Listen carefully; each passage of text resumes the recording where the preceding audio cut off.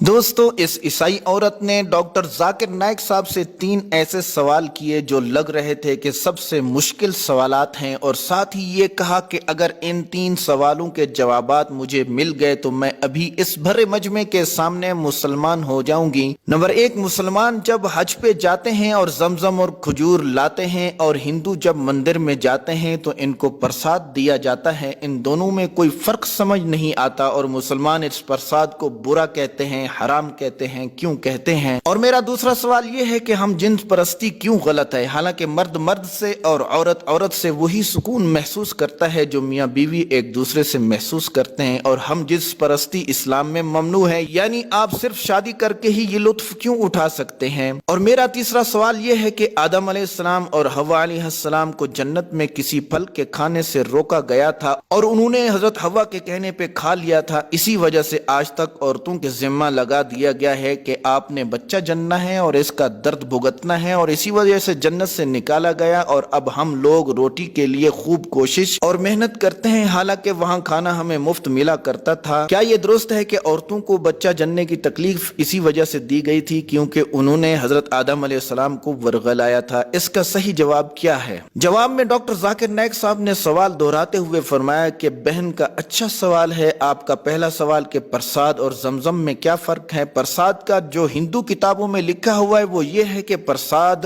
अल्लाह को खिलाने के तौर पे दिया जाता है, यानी हिंदू जब प्रसाद देता है तो उसकी सोच ये होती है कि मैं ये खाना अल्लाह को दे रहा हूँ। और अल्लाह ताला कुरान में फरमाता है सूरह अनआम में चैप्टर नंबर 6 में आयत नंबर 14 में कि अल्लाह सबको खिलाता है लेकिन उसे किसी के खाने की जरूरत नहीं है। किस इंसान की जुर्रत है कि वो अल्लाह को खाना खिला सके? और अल्लाह ताला 4 जगह ऐसी हैं जहाँ फरमाता है कुरान पाक में कि जो खाना अल्लाह के गैर से नामजद किया हुआ हो ये खाना हराम है। तो प्रसाद गैरुल्लाह से नामजद होती है इसीलिए हराम है। और अगर कोई मुसलमान हज और उम्रा के लिए जाता है तो वो खजूर या जमजम लाता है तो कोई ये नहीं कहता कि हम जमजम या खजूर अल्लाह को खिला रहे हैं। सऊदी अरब का मेन फल खजूर ही तो है। जब आप जाते हैं वहां तो खजूर आप गिफ्ट के तौर पर लाते हैं। कोई मुसलमान ये नहीं कहता कि ये खजूर मैं अल्लाह ताला को खिला रहा हूं। और ये जहन में रहे कि खजूर बहुत उम्दा ग़िज़ा है और सेहत के लिए बेहतरीन और मुफीद है। और अगर हिंदू भी प्रसाद के तौर पे खजूर देगा ना तो भी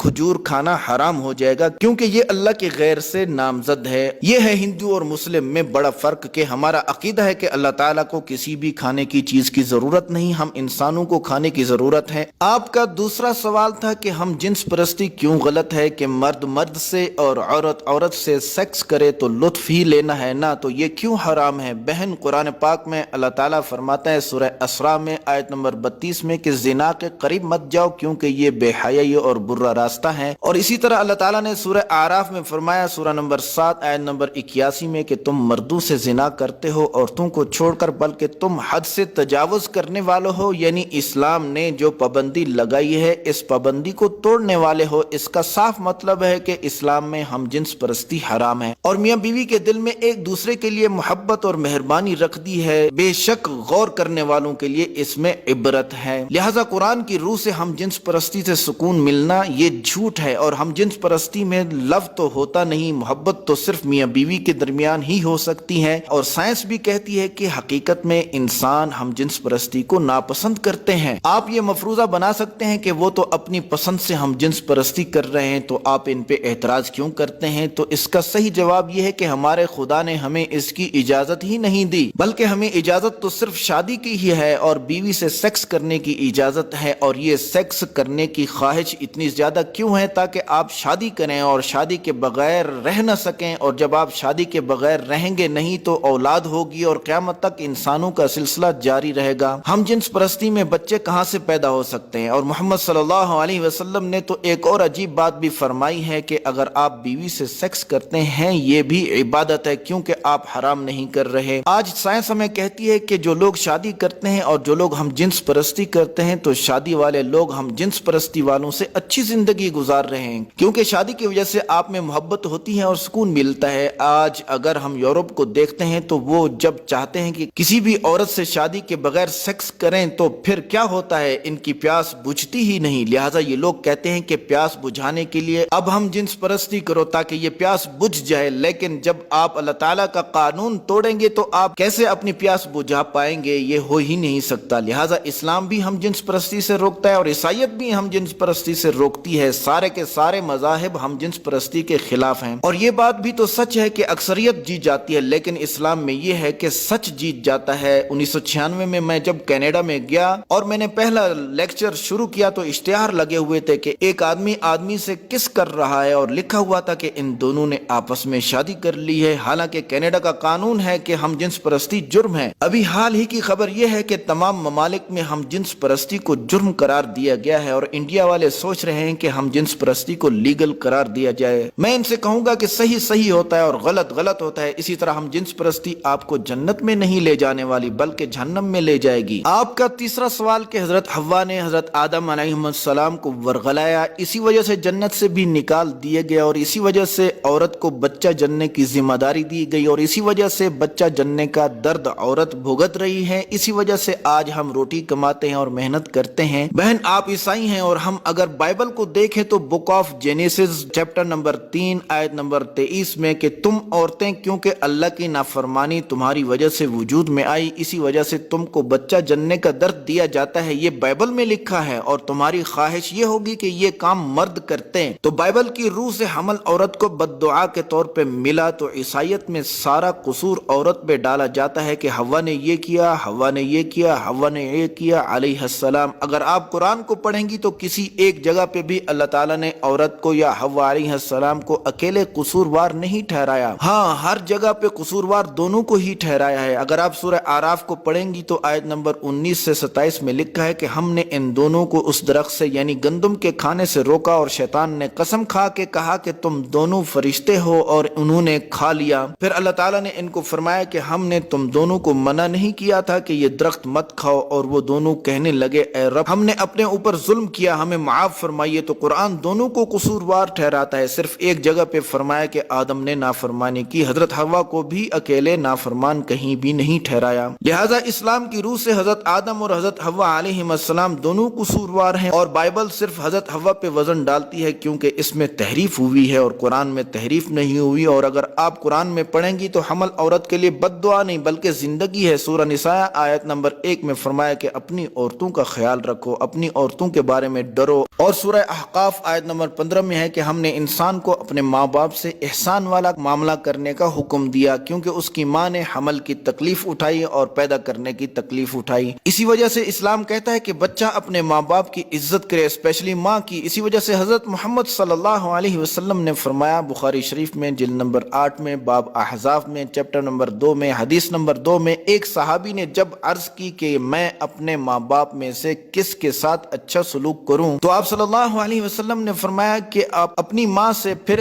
اس نے کہا کہ میں کس کے ساتھ اچھا سلوک کروں تو آپ نے دوبارہ فرمایا کہ اپنی ماں سے. پھر اس نے کہا کہ میں کس کے ساتھ اچھا سلوک کروں تو آپ نے فرمایا اپنی ماں سے. پھر اس نے چوتھی مرتبہ کہا کہ میں کس سے اچھا سلوک کروں تو پھر آپ نے فرمایا باپ سے. تو ماں کو 3 بار میں ترجیح ہوئی، چوتھی بار آپ نے باپ کا نام لیا. تو گولڈ میڈل اور سلور میڈل اور پیتل کا میڈل سبھی ماں کو ملے ہیں. پھر باپ کی باری آئی تو خوب تالیاں بجی. تو حمل اور بچہ پیدا کرنا اسلام میں زندگی ہے یا نہیں؟ اور جب بچہ جننے کا کام اللہ نے عورت کو دیا تو کون ہے جو مرد سے بچہ جنوا سکے؟ سسٹر کوئی ہے ایسا؟ شاید میں نے آپ کے سوالوں کا جواب دے دیا ہوگا. تو بولی ہاں. تو ڈاکٹر ذاکر نائک صاحب نے کہا کہ کیا آپ مانتی ہیں کہ اللہ ایک ہے؟ تو بولی ہاں. تو آپ اب اسلام قبول کرنا چاہتی ہیں؟ تو بولی ہاں. تو کیا آپ عیسیٰ علیہ السلام کو خدا مانتی ہیں؟ بولی نہیں. تو آپ کیا مانتی ہیں؟ تو بولی میں پیغمبر مانتی ہوں. آپ مانتی ہیں کہ حضرت محمد صلی اللہ علیہ وسلم آخری پیغمبر ہیں؟ تو بولی ہاں. کیا آپ پہ کوئی زبردستی کر رہا ہے کہ آپ اسلام قبول کریں؟ کیا کسی نے آپ کو پیسہ دے کر اسلام قبول کرایا ہے؟ بولی نہیں. آگے سنیے شہادہ اور کمنٹ کر کے بتائیں کہ ڈاکٹر ذاکر نائک صاحب کا جواب کیسا تھا. شکریہ. السلام علیکم.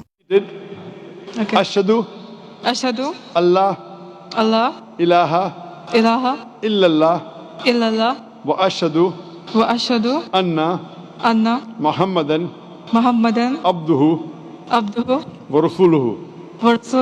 I bear